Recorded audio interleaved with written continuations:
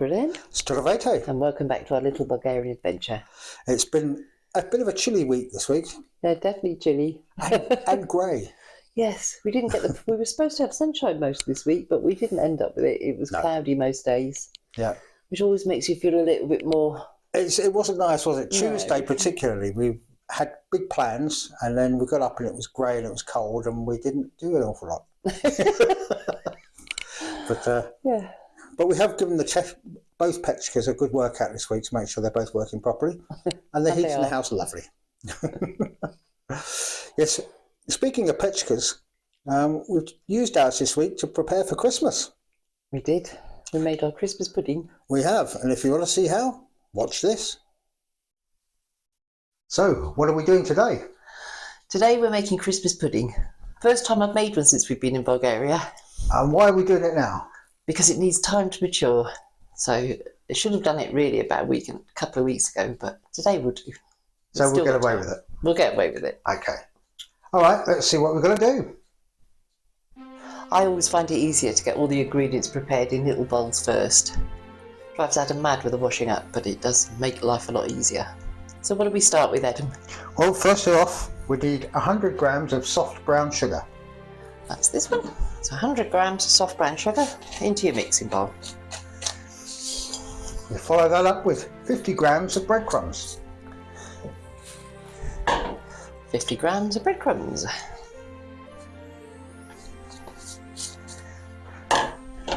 50 grams of suet or fat, as in butter.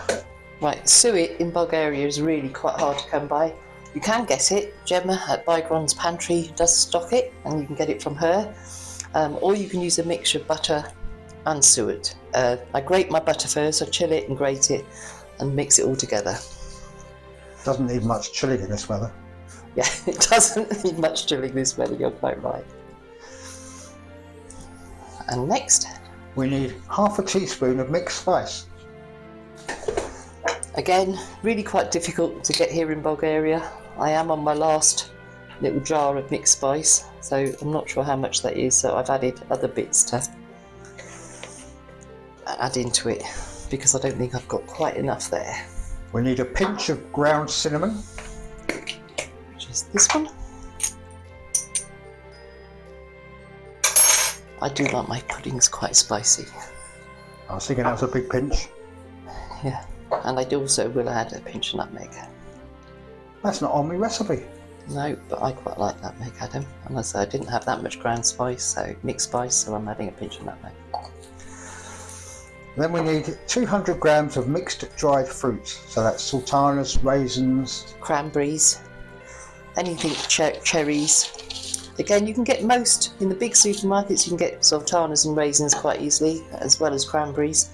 You could also add dates. It's really up to you what level of fruit you want to add and what fruits you like. Dried apricots, any of that you can add in, but we stick mainly with raisins, cherries, sultanas, and a bit of candied ginger. Oh, next we need 30 grams of candied mixed peel, which is this one. So I have 10 grams each of lemon, orange and ginger. Mix that all in together. After that we need 30 grams of toasted almonds. Now I know they're toasted because I did it. Yeah, Adam toasted them. It's a secret ingredient. You sure that's going to be the best bit of the Christmas pudding now? Well, of course.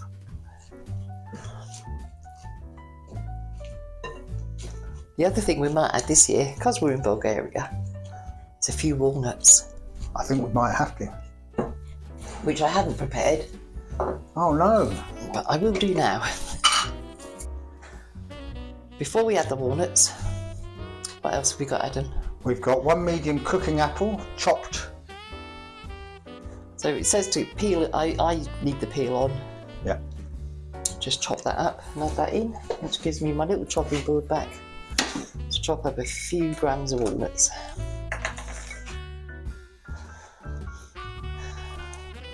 So yes, as I homage to Bulgaria. We're adding a few chopped roasted walnuts as well. So that's the walnuts and the apple that came out of our grounds. They did.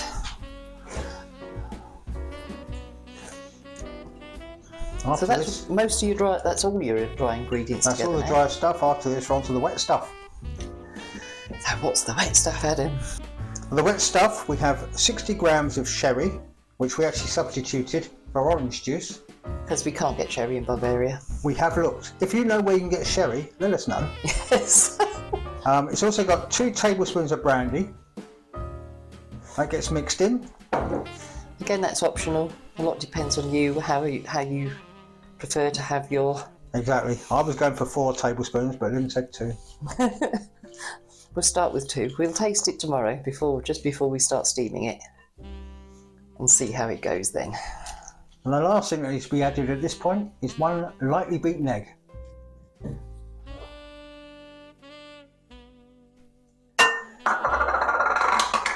And then it just needs stirring.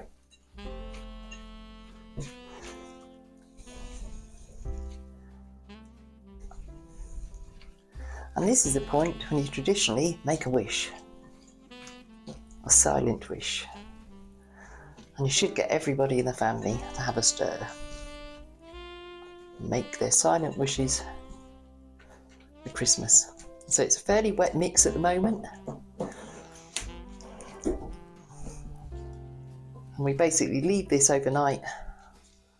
So just all the flavours can. The fruit will get soak up the liquid.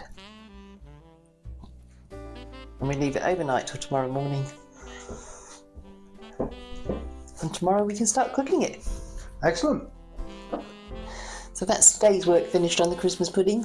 All that remains now is to put it somewhere safe out of reach of all our cats, which have seemed to have taken quite an interest in it so far. It's the brandy, I tell you. Yeah, Adam thinks they're after the brandy. But yes, we'll leave it to soak in overnight and come back to it first thing in the morning. Excellent. And then we'll steam it. So our pudding mixture is soaked overnight. What's next? We've just got to add a final ingredient. Okay, and that is 25 grams of self-raising flour being sifted. So it's still very moist.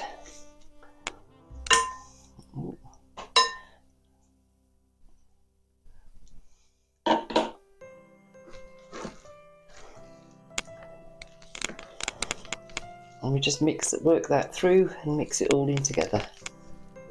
Is that quick? It can take a while, just make sure you've got it all in properly.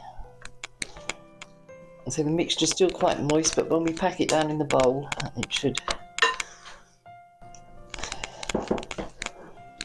be about there. So we'll come back after we've mixed it in. So we've got it all mixed in together now. I don't think we need to add any more alcohol, do we, Adam? It does smell like Christmas pudding. It smells quite alcoholic, so we're going to stick just with the 2 tablespoons. I'm not sure you can ever have enough in there, but I'll go with your judgment. I've got a well-greased litre bowl. I haven't got a ceramic one, so I'm going to have to use stainless steel.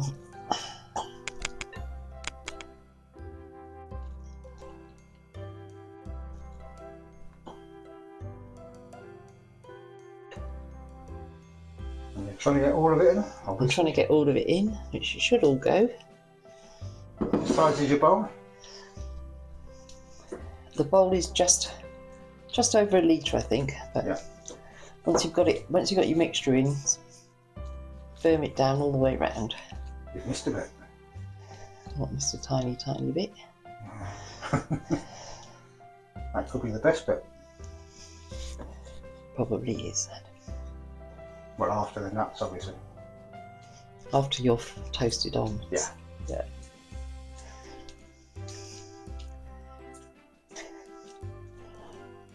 So yeah, it doesn't want to come right to the top of the bowl, but that's fine, as long as it's got some room for expansion.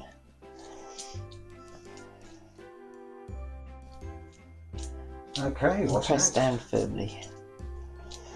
Whatever bowl you use, you need to have a little lip just so you can tie your string. and it will stay on underneath the lip. Okay.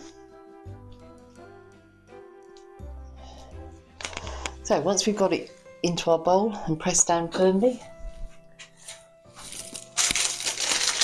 get a little circle of baking paper, put that on top. Once you put your parchment on, you cover the bowl again with a double layer of tin foil. Just press it around the edges. You can trim off any excess. It's probably best to do that once you've tied the string around. And I'm going to hand over to Adam for that bit, because he's much better at tying string knots than I am. My moment of glory. So now I come to tie the string on, so I double the length of the string. Just bring it around the top like so, and through. Now make sure that's somewhere near the top. I don't want it too tight, but I need it obviously tight enough to support it. Now I'm going to bring that through there, then up through there, and pull that tight there.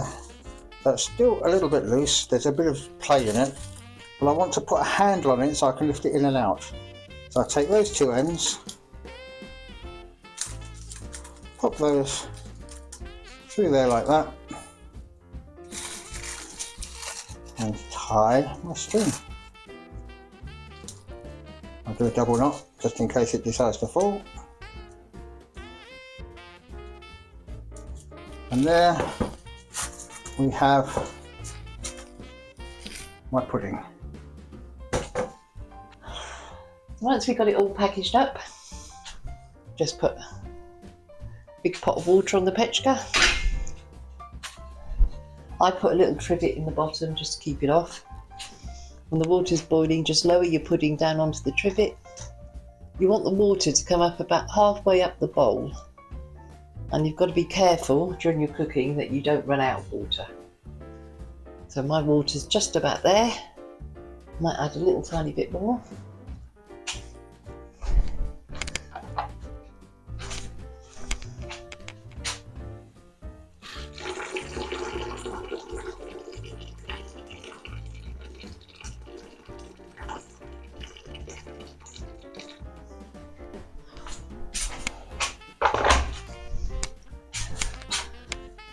Pop the lid on and leave it steam for about 4 hours. You can't really overcook by steaming, so you can go a bit longer. If you're eating it on the day, you might want to leave it a bit longer, put it on for maybe 6 hours. If, unlike us, you're cooking it now and then cooking it again on Christmas Day, we'll probably do it about 4 to 5 hours today and then do another 2 or 3 hours on Christmas Day itself. So that's probably about it then, isn't it? I think that's about it. Just keep an eye on it. Yep, and once it's done, we'll put it in the cellar, and Christmas Day, we'll have our own Christmas pudding. Yeah. Important, once you take it out, after it's done, if you're steaming it in 2 parts and putting it away for a few weeks or months, some people do it for a lot longer than we're doing it this year, is to change, once the pudding's cooled down after it's come out of the steamer for the first time, replace the greaseproof paper and the foil before you pack it away again. Don't leave the same one on because the moisture can cause mould to form. But if you replace it once the pudding's fully cooled down and then store it, it'll be fine. Excellent. I am a bit late making it this year. It's usually a couple of weeks earlier, if not months earlier. But I'm never quite confident enough to do it months earlier. Yes, but we're reliably informed Fortnum and Mason make theirs in January. Or used to. Yeah. For the following Christmas. Yeah, thanks Mum. But I think they have better holding facilities. I think so, yes. So, Less cats. It still smells good, and I'm pretty certain you can eat it on the same day. It does just develop flavour more the longer you can leave it. Absolutely, yeah. But yes, we'll see how that is on Christmas Day. We'll let you know. Yes, something else that we've been doing this week, as the weather's been cold and we've been staying in, is we mentioned last week starting some hobbies. Well, I've started mine and I need a bit of help. This is why. Last week we said we were going to start taking up some of the hobbies that we've neglected since we've been here during the colder months, just to get back on track with them. Well, you can see what this one is. I I just want to do a very quick record of where I'm starting at so that I can see how much improvement I've made over the winter. So I'll show you what I can do and the chords I know, and we'll go from there.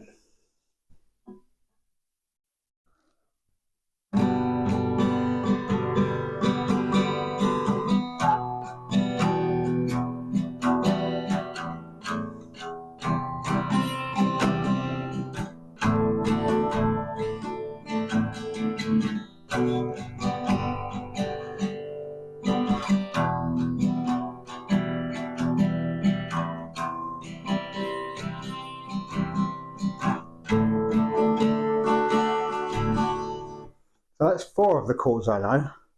I also know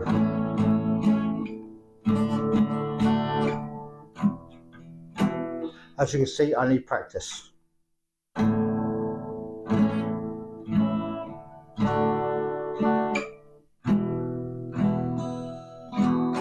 need practice both at changing chords, learning more chords, and also I'm not very good with the pick. So they're things I'm going to be working on. Now, if you can help me, make suggestions, make comments, handy hints, that sort of thing, it will be very much appreciated. Also, if you can recommend songs that are good kind of singing around the campfire songs, I've got some in mind, but the more ideas the better. Let me know and I'll see what I can do. Now, I won't be doing this every week, but I'll be bringing you fairly regular updates just to show how I'm getting on. Let's see how it goes. I can't get much worse, can I? Yeah, so you can see I've got quite a long way to go. I'm not a complete beginner, but I'm not far off. So any suggestions you've got, any tips, any hints, anything that will make me learning a bit easier, and also songs. I've got some in my head, but I like to do the popular ones, so let me know, and I'll take it from there. Yeah, suggest a song for Adam to learn. Yeah. I can't promise to perform it on our video, but you never know. We'll see how it goes. Yeah, so although the weather forecast has been wrong for most of this week in terms of cloudy weather instead of sunshine we were forecast at the beginning of the week, it was supposed to rain all day Saturday, whereas now we're supposed to get a better Saturday here. Yeah, which is handy because tomorrow is Palamasa, the trading day.